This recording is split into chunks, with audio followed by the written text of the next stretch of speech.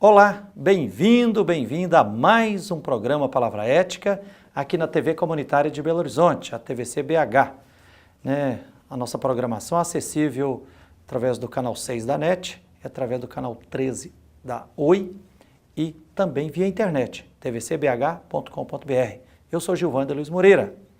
Nos dias de 28 de setembro a 2 de outubro, agora, 2015, eu tive a alegria de assessorar um retiro na Prelazia de São Félix do Araguaia, lá no Mato Grosso. Participaram cerca de 45 missionários, o bispo Dom Adriano, padres, freiras, freis, irmãos e irmãs, leigos, missionários lá na Prelazia. E lá encontrei, inclusive, a irmã Odile de Jesus, que é irmãzinha de Jesus da Fraternidade Carlos de Foucauld. E eu fiquei profundamente feliz ao saber que as irmãzinhas de Jesus chegaram lá na região em 1952, quando existia na época apenas 50 indígenas da etnia Tapirapé, e com a presença das irmãs lá e com o apoio da Prelazia, após uns 60 anos, os Tapirapé já são hoje mais de 1.000 pessoas e conquistaram inclusive o seu território. Então eu gravei lá um vídeo, uma entrevista com a irmã Odile e gostaria de socializar com vocês aqui nesse Palavra Ética especial. Preste atenção. Aqui nós estamos vendo a igreja de Santa Terezinha. Hoje é dia de Santa Terezinha, essa igrejinha aqui no alto de um morro. A próxima aqui tem a cidadezinha de Santa Terezinha. E aqui um monte de cajueiros, já tomamos muito suco de caju aqui. Estamos aqui no bolinho e no retiro da Prelazia de São Félix do Araguaia. Ao fundo, uma casa de pastoral aqui da Prelazia de São Félix do Araguaia. E estou aqui com a irmã Odila. Beleza, irmã Odila? A senhora é francesa, né? Nasci lá. E a senhora é missionária aqui na Prelazia de São Félix desde quando? 82. 1982. Na Prelazia é. E a senhora é da congregação das Irmãs de Jesus? Não, Irmãzinhas de Jesus do Padre Foucauld, do Carlos de Foucauld. Irmãzinhas de Jesus do Padre Carlos de Foucauld. É. Então, para quem não conhece, uma palavrinha sobre qual o carisma das Irmãzinhas de Jesus de Carlos de Foucauld. Resumindo, dizemos assim que nós seguimos Jesus e seu Evangelho numa busca de Deus, mas uma busca de Deus encontrado com os mais pobres e neles também. É uma vida que na vida religiosa tem também um nome de contemplação, mas não é no mosteiro, é na vida de cada dia. Se houve uma novidade, seria essa, que o mosteiro se deslocou na vida cotidiana dos mais pobres por conta de Jesus que nos deu esse caminho, Irmã Odila, eu já li um pequeno texto do Leonardo Boff, dando notícia, olha, as Irmãzinhas de Jesus, de Carlos de Foucauld, no início da década de 50 do século passado, começaram a conviver com os indígenas lá no Mato Grosso, na diocese, na Prelazia de São Félix do Araguaia, os Tapirapés, e eram poucos indígenas, e depois de mais de 50 anos, hoje quase que um processo de ressurreição, aumentando o número dos indígenas, conquistando a terra. Então, primeiro, uma alegria muito grande encontrar a senhora aqui na equipe fazendo esse retiro da Prelazia. Em que ano mesmo que as Irmãzinhas de Jesus chegaram aqui? As primeiras chegaram com a nossa fundadora, que chamava Madalena, Chegaram em 1952. porque nós estudávamos teologia numa cidade no sul da França, com os dominicanos. E os dominicanos de Conceição era de uma província francesa. Então, a nossa fundadora ficou sabendo. Conceição do Araguaia. Conceição do Araguaia. E assim ficamos sabendo e fomos chamadas para se a gente aceitava de vir morar na prelazia de Conceição, não sei se era a prelazia ou diocese, para ver se a gente dava um apoio a um grupo de indígenas que estava passando um momento de sofrimento, de muita mortandade, de muita doença, o que é muito comum quando tem o contato oficializado, né? As doenças infecciosas matam muita gente. Então, nossa fundadora aceitou e ela tinha o costume naquele tempo de chamar as jovens professas para começar essas fundações. E assim chegaram 2 jovens professas e uma postulante. E ela acompanhou para ver de perto, né? E assim ficamos. E como a gente tinha assim, se inspirado também do movimento da igreja daquele tempo, né, que era a ação católica, o meio pelo meio, né? Então isso também influenciou nosso modo de conhecer o Evangelho e de vivê-lo, tornando-se o mais próximo deles e no respeito, porque o que você é, normalmente se respeita, né? Se você é campesino, se respeita, se você é operário, se respeita. Então a gente tentava. A meta era se tornar o mais possível um deles. Claro, a gente sabia que não tinha nascido na mata, né? Mas então, assim vivemos. E assim... E morando no meio dos indígenas. No meio dos indígenas, como a gente morava no meio com os lavradores, no meio de uma cidade pequena, no mundo operário, trabalhando em fábrica. Quer dizer, era a proximidade, o respeito e o escutar para entender bem e conhecer Deus através dessas pessoas e revelar também o que a gente conhecia de Deus pelo chamado, pela vida da busca de Deus que habitava a congregação, né? Irmã Odila, e vocês, irmãzinhas de Jesus, Carlos de Foucault, vocês acompanharam só os povos tapirapés ou outros povos indígenas também? Aqui na região? Olha, quando nós chegamos, a utopia era muito grande. Estávamos em plena expansão, assim, tinha bastante jovens que entravam. Então, a nossa fundadora tinha muitos sonhos. E um dos sonhos nós realizamos, de 56 a 60, mais ou menos. Apoiamos e assim, vivemos junto com o povo Carajá, que naquele tempo ainda era mais nômade no rio Araguaia, né? Que o rio Araguaia é deles, é dos Carajá, até mitologicamente é deles.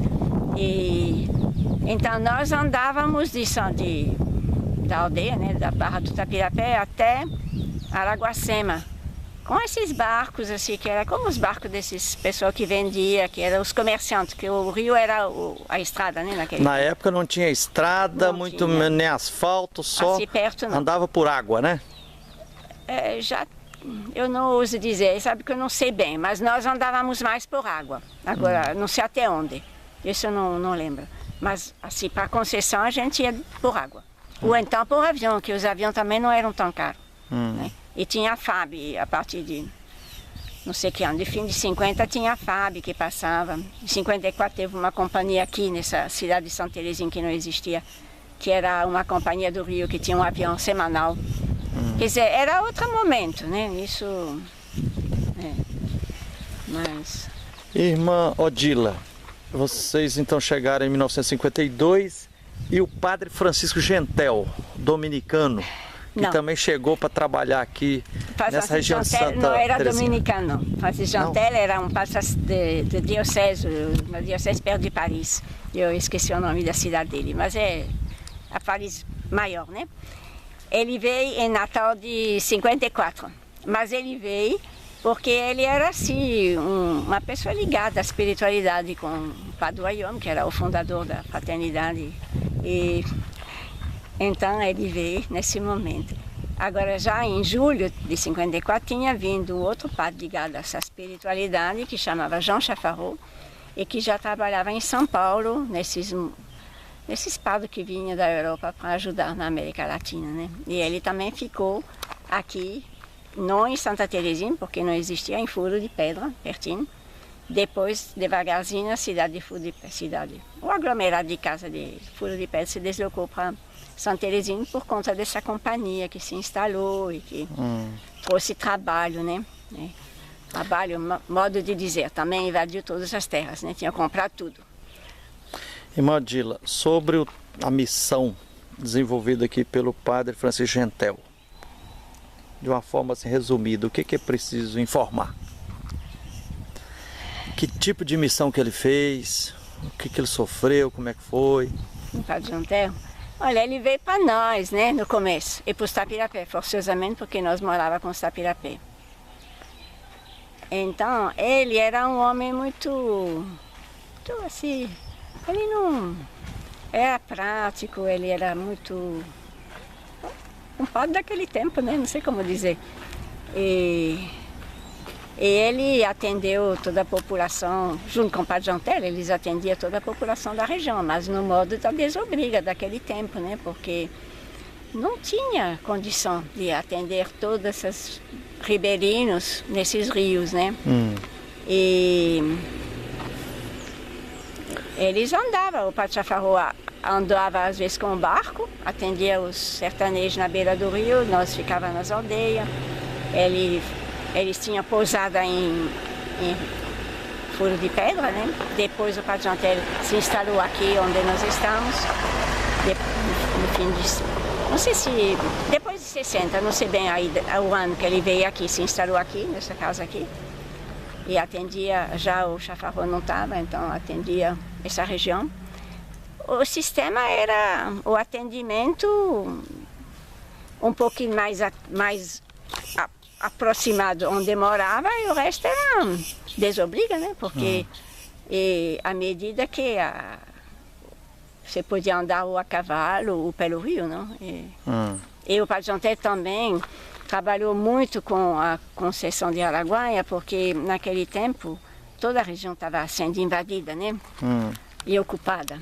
Então tinha muitos grupos indígenas que estavam sofrendo a pressão, né? Então o Dom Tomás, que naquele tempo era Frei Tomás, né? Eles contactaram vários povos para ver se eles aceitavam um contato um pouquinho menos,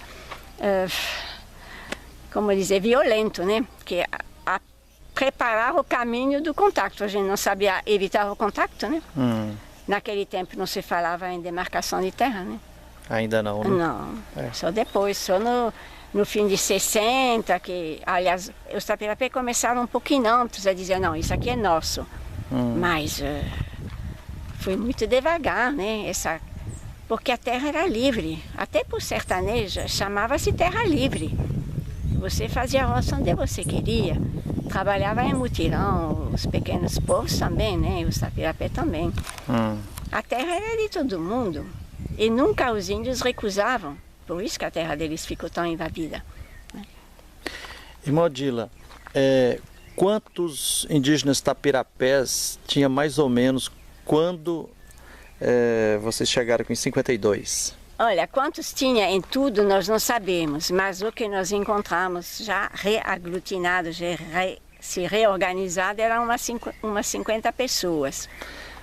Hoje, 2015, quantos indígenas Tapirapés tem na região aqui, mais ou menos? Estatística exata não tenho, mas eles dizem atualmente que eles são perto de 1000. 1000? Eles têm 8 aldeias. Uma aqui perto de Santa Terezinha e 7 na área de Urubu Branco. E os Tapirapés hoje já conquistaram o território deles? Oficialmente, legalmente, assim, juridicamente eles conquistaram, mas tem pendência na área de Urubu Branco, que está rolando até que chegar talvez no Supremo Tribunal, eu não sei. de pessoas que entraram pelo contraditório, né? E está rolando devagarzinho. Só que isso acarreta uma invasão de uma área, a área norte de Urubu Branco, constante. Já foram despejadas pessoas que não estão com liminar, né? Mas é a indústria da ocupação que funciona.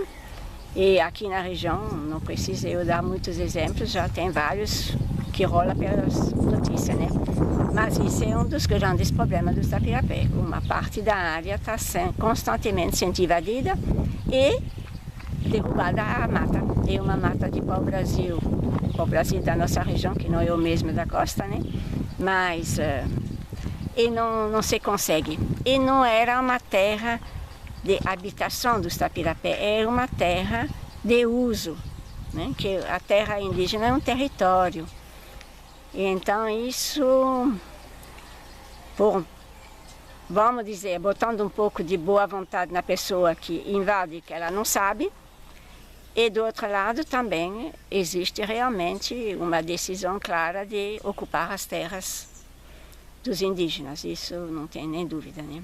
Nós vamos a um pequeno intervalo e voltaremos já já para continuarmos veiculando aqui a entrevista que eu gravei com a irmã Odile de Jesus, Odile Eglin, uma freira francesa lá da Prelazia de São Félix do Araguaia. Espere aí e voltaremos já já.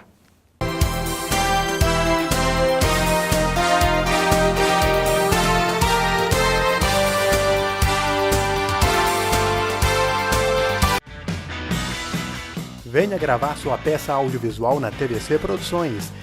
Além dos melhores equipamentos que garantem qualidade estética de som e imagem, nossos estúdios contam com revestimento acústico, ar-condicionado, chroma key, teleprompter e tudo o que você precisa para gravar o melhor vídeo para o seu projeto. Entre em contato e faça um orçamento. Ligue 31 3024 2755.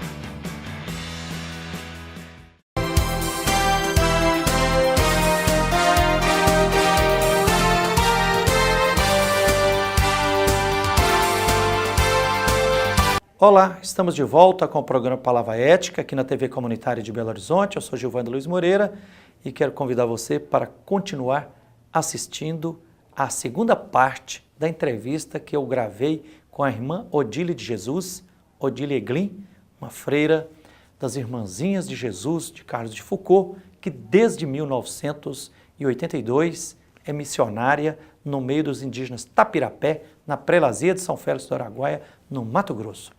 Preste atenção.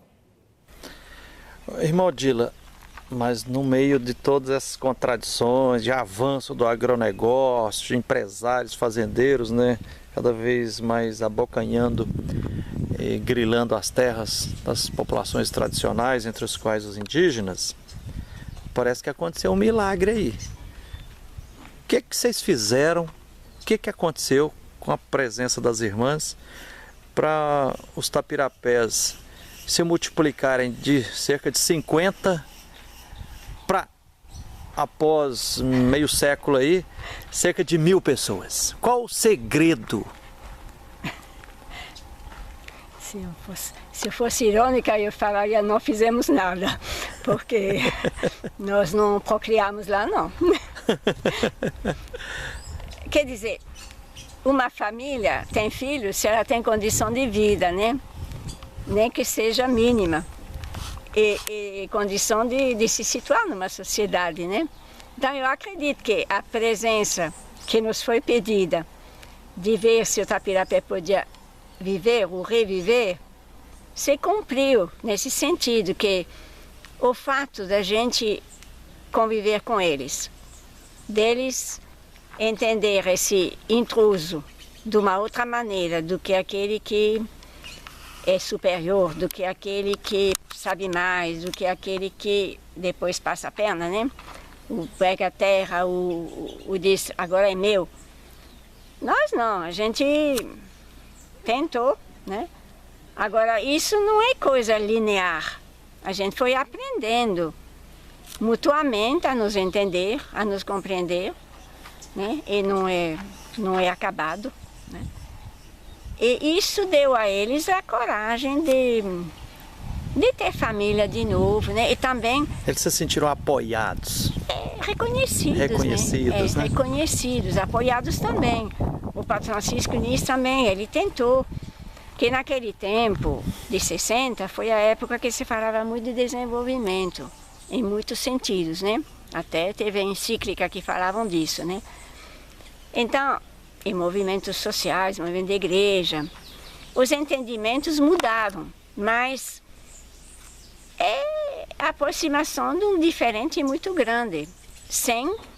A gente não queria que eles desaparecessem, né? E que eles tivessem que ser totalmente igual, no sentido prático da coisa ou do pensamento, subjugados, né? Que eles pudessem ser eles mesmos, conservar a língua deles. Então, quando o Padre Francisco ajudava eles assim, a ter um poço, assim, a gente fez coisas interessantes, também fez coisas fora do que poderia ter sido diferente, né? Mas assim que a gente entendia, né? Dentro dos movimentos existentes, né? Agora, quando a gente percebeu a questão da terra, devagarzinho, a gente conseguiu entender que terra não é a terra do INCRA, né? Não é uma terra particular, uma terra possuída por uma família, é uma terra comum, um território. E isso foi uma descoberta que a gente fez, né? E que a sociedade fez um pouco com nós, não sei, nós com a sociedade. Isso foi um caminhar, né? Agora a gente ajudou muito nisso, a nível de nós, Irmãzinha, Padre João Tel, o Frei Tomás, que depois ficou Dom Tomás de Goiás, né? E disso nasceu... Dom Tomás Balduino? Sim, Dom Tomás Balduino. E isso que foi gestor também e dentro da igreja, né? Assim, com os jesuítas, com os salesianos, se criou o CIMI, se criou a CPT. Eu não digo que nós somos fundadores disso, não. Nós só aportamos o pouquinho que nós tínhamos como intuição de evangelho, né? Com certeza. E os dominicanos, tendo sido os que nos chamaram e nos apoiaram, conheciam muito isso, né? E eles também tinham tido um trabalho indigenistas um tempo, depois atualmente eles não, que eu saiba, não tem, não sei, não tenho certeza. Tinha uns que moravam com Chicrinho um tempo, né? Padre Caron, quer dizer, mas a gente, eu acho assim, deu a eles a oportunidade de expandir tudo que eles são, né? Isso que permitiu a eles de crescer, de ser gente, e a luta da terra e o conhecimento da escrita, né? Eles queriam aprender, que perceberam logo que isso era uma ferramenta indispensável para lutar com essa sociedade que avançava sobre eles.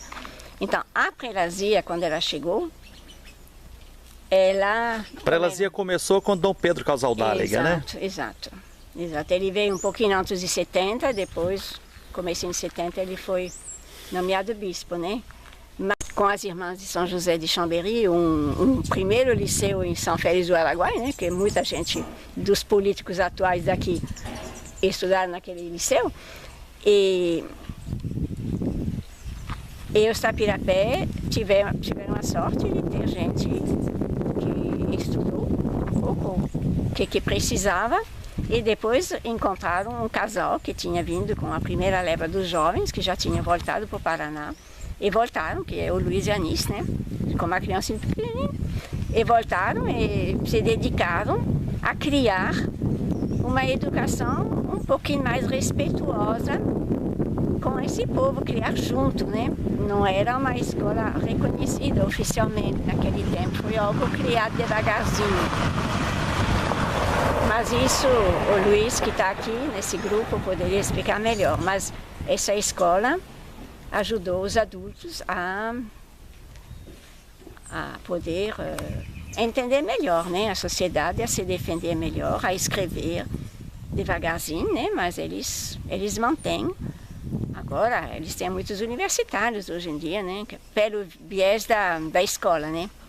Infelizmente ainda não é facilitado tanto para os outros lados, mas sem tirar eles da aldeia, né. Mas essa questão modular, do ensino modular, é muito interessante. Irmã Odila, E vocês, irmãzinhas de Jesus de Carlos de Foucauld, tinham, e não sei se tem ainda, o costume de fazer um diário, de ir anotando, e já tem até um livro publicado sobre a presença e o trabalho missionário de vocês, não é? A gente, como dizer, nós fomos uma congregação que se espalhou rapidamente. Então, eu imagino que nos pediram de escrever todo dia um pouco o que acontecia e que a gente mandava regularmente para a Casa Geral, para a fundadora, como uma maneira de estarmos conectadas, né? E também de ver se não acontecia coisas assim, muito fora dos eixos, né? Porque éramos todos jovens e muito afastados, às vezes, assim, mais isolados, sobretudo dos interiores, né? Então era uma medida de relação e também uma medida de segurança, eu diria assim. Segurança no sentido bom da palavra, né? Sim. De ver se, bom, se não passava fome, pelo menos, né? Uma coisa assim, né? Então, esses diários a gente fazia à mão e mandava, fazia cópia e mandava, na época fazia cópia à mão, né? E mandava para os ditos lugares, que a geral, e não sei, quando tinha grupinhos já organizados em algum lugar para esses grupinhos. No começo a gente recebia todos os diários de todo mundo, depois não deu mais, né? Mas era semanal. Agora a gente faz ainda, mas é mensal, né? E aí o que foi publicado é um livro? São os amigos aqui do Brasil que quiseram e tinham a intenção de continuar, né, a edição, mas são os 3 primeiros anos, porque nós escrevíamos em francês. Só lembra o título do livro? Como é que saiu? Renascer de um povo. Renascer de um povo. Diário das Irmãzinhas de Jesus com o povo da Pirapé, uma coisa assim. E a edição está esgotada ou não? Esgotada. Era um salesiano que fizeram, a editora salesiana de São Paulo que fez. Mas ela fechou, se eu entendi bem. Ela fechou. Pode ser que ainda tenha algum estoque com as irmãzinhas, com o Bison, o Padre Bison lá de São Paulo, que é da Fraternidade Sacerdotal. E tem mais diários de muitos outros anos não publicados, né? Tem até hoje. Até 65 estavam em francês. Estão traduzidos de uma maneira precária, né? Por enquanto. Não está revisado, não está bom para a imprensa ainda, não. Irmã Odila, e é claro que com a chegada do Dom Pedro Casaldáliga, reforçou e apoiou essa presença, o trabalho missionário que você está fazendo junto aos indígenas aqui, né? Nós sempre tivemos essa sorte de ter apoio. Os dominicanos tinham chamado e nos apoiaram. E o Dom Pedro e os padres e as equipes que vieram, também eles nos apoiaram. E com eles também crescemos, né? Porque aqui no continente em 68 teve Medellín, né? E teve todo esse movimento pós-conciliar dentro da igreja, e depois a teologia da libertação, que se consagrou no livro do colega lá do Peru, como é que é? Do Gutierrez Gustavo Gutierrez. E depois do Leonardo, né? Quer dizer, mas isso são movimentos que também para nós foram movimentos assim de aprofundamento, de reflexão, às vezes de interrogações, né? A gente cresceu, eu acho que aportamos para a fraternidade esse movimento, né? Com certeza, a nível internacional, né?